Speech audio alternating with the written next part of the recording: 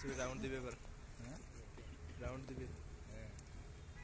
Parade অধিনায়ক সম্মানিত প্রধান অতিথিকে নিয়ে প্যারেড পরিদর্শনের জন্য এগিয়ে যাচ্ছেন।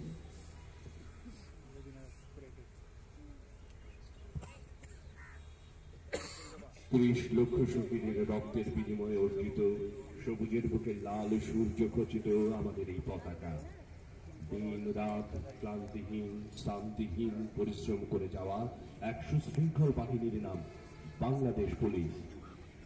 বিগত